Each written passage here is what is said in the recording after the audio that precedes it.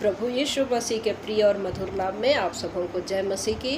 परमेश्वर पिता का धन्यवाद देते हैं आज के दिन के लिए कि उसने एक बार फिर से ऐसा हमको मौका दिया कि मैं परमेश्वर के वचन को लेकर के आने पाती हूँ।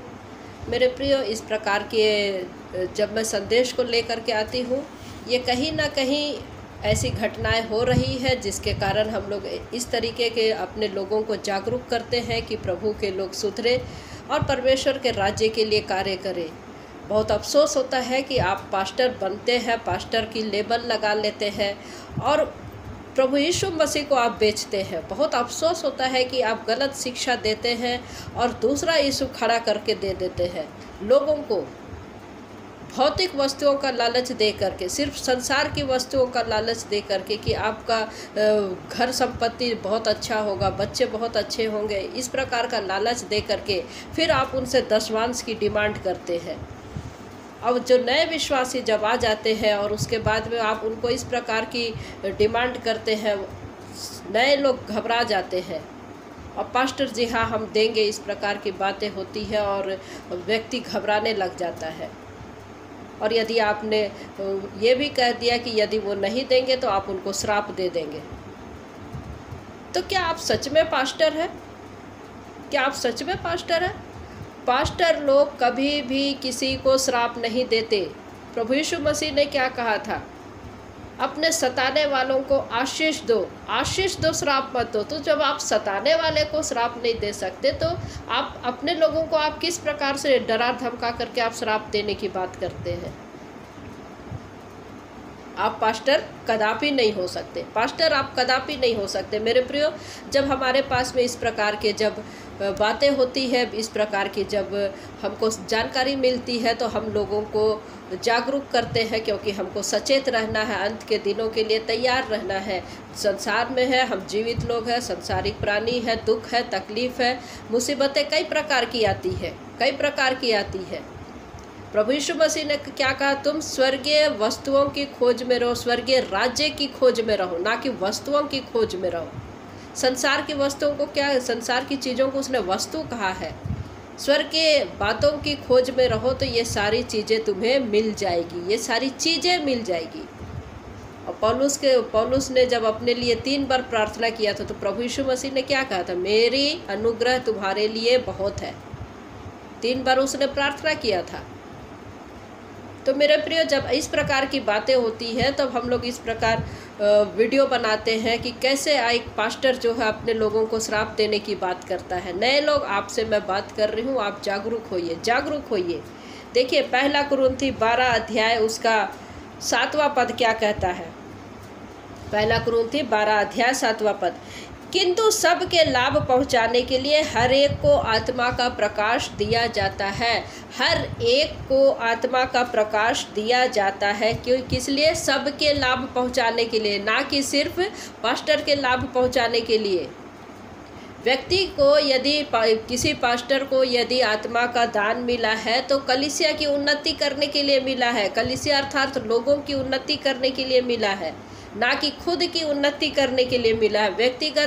व्यक्तिगत के लिए दान नहीं दिया जाता है। सेवकों को व्यक्तिगत के लिए दान नहीं मिलता है। मेरे प्रियो, आपको कलीसिया की उन्नति करना है। पास्टर साहब जी, आपको कलीसिया की उन्नति करना है। आप भी वही हाड़ और मांस के बने हैं जैसे नए सेवक विश्वासी या फिर पुराने विश्वासी क्यों ना हो। हर कोई मनुष्य है और नए विश्वासी, आप जब उनके पास में जाते हैं, आप उनके इतने भी चरण स्पर्श मत कीजिए, चरण स्पर्श मत कीजिए।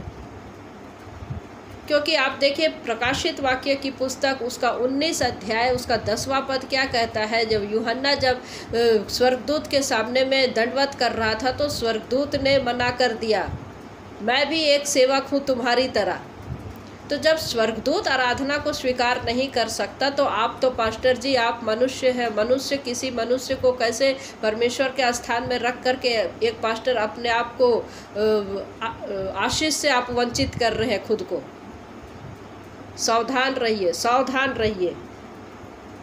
और मेरे नए विश्वासी लोग, आप पास्टर का रिस्पेक्ट करिए, आदर सम्मान सब चीज़ करिए, लेकिन परमेश्वर का स्थान उनका नहीं है। वो भी मनुष्य है आपकी तरह, वो भी मनुष्य है आपकी तरह। तो कलीसिया की सेवा करने के लिए एक सेवक को दान मिलता है, ना कि खुद की उन्नति करने के लिए। और यदि सेवक खुद अपनी सिर्फ उन्नति कर रहा है, आप कलीसिया को छोड़ सकते हैं, आप कलीसिया को छोड़ सकते हैं। तो आपको ध्यान से देखना है नए विश्वासी, आप किसको देख रहे हैं, किसको सुन रहे हैं, आप उनको परखिए। ऐसे चर्च में अटेंड मत कीजिए जहाँ पर आपको इस प्रकार के श्राप की बातें होती है। जो मुझे फ़ोन आया था, हमारी बहन ने बताया कि वो अगस्त महीने से चर्च नहीं जा पा रही है। किस लिए? आज अभी जून चल रहे हैं। किस लिए? कि पास्टर साहब ने दशवांश की ऐसे बड़े डिमांड कर दिए कि उनको देना मुश्किल हो जा रहा है, और नहीं देंगे तो श्राप दे देंगे। आप किस प्रकार के पास्टर हैं? किस प्रकार के पास्टर हैं कि आप जिसको परमेश्वर अपनी कलीसिया में आने के लिए जिसको तैयार कर रहा है, आपने उनको दूर भगा दिया, आपने उनको दूर भगा दिया।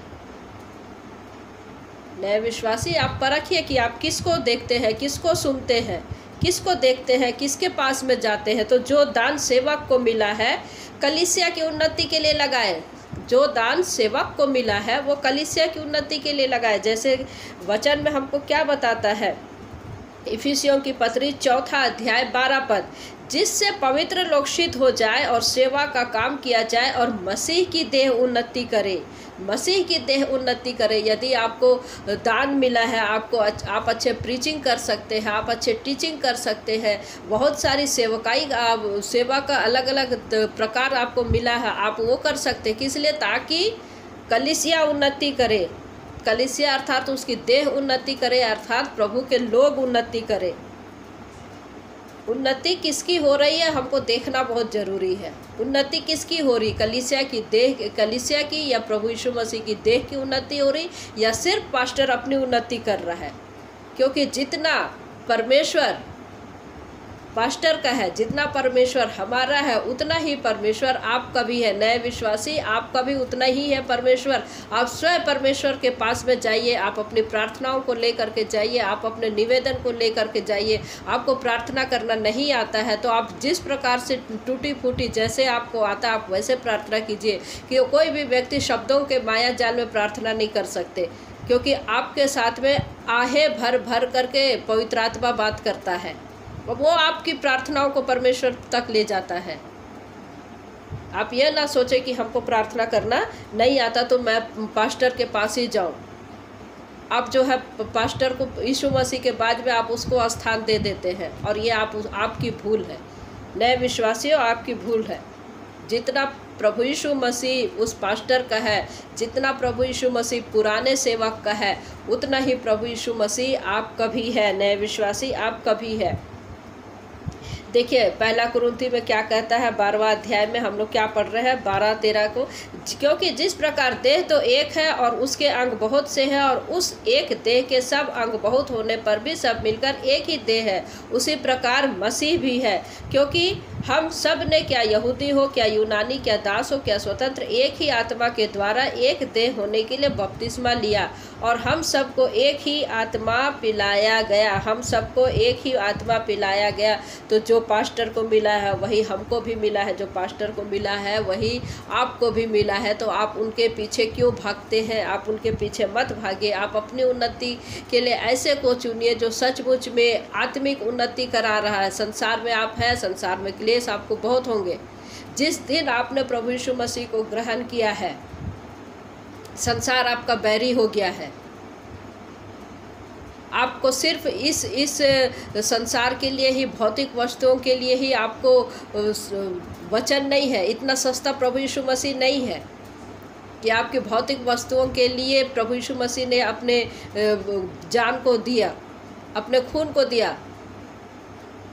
सेवकों, यदि आप इस प्रकार की शिक्षा देते हैं कि नए विश्वासी लोग दशवांश नहीं देंगे तो हम उसको श्राप देंगे, और इस प्रकार आप धमकी देते हैं, आपके कारण लोग जो है बाहर चले जाते हैं, कलीसिया में आने के बाद में फिर पीछे हट जाते हैं, तो इसके दोषी आप हैं। न्याय के दिन आपको इसका जवाब देना पड़ेगा। न्याय के दिन आपको जवाब देना पड़ेगा। मेरे नए विश्वासी, आप जब प्रभु के पास में आते हैं, कई प्रकार की मुसीबतें हैं, कई प्रकार की परेशानियां हैं, किंतु पौलुस ने जब अपनी प्रॉब्लम के लिए जब उसने 3 बार प्रार्थना किया था, प्रभु यीशु मसीह ने क्या कहा, मेरा अनुग्रह तुम्हारे लिए बहुत है। तो हम भले ही इस पृथ्वी पर हमारी परिस्थिति किसी भी प्रकार की क्यों ना हो, किंतु प्रभु यीशु मसीह के वसीले से मैं आपसे वायदा करती हूँ कि प्रभु यीशु मसीह ने कहा कि मैं तुम्हारे आंसू को पोंछ डालूंगा, जहाँ दुख नहीं होगा, तकलीफ नहीं होगा।